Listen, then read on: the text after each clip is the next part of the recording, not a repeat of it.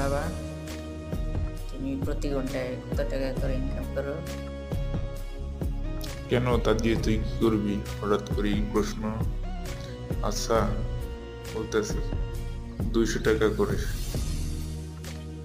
আমাকে ওখান থেকে 100 টাকা ধার দিবে? তুই এত টাকা দিয়ে কি করবি? টাকা দেওয়া যাবে না, টাকা বাজি কাজে খরচ করা যাবে না।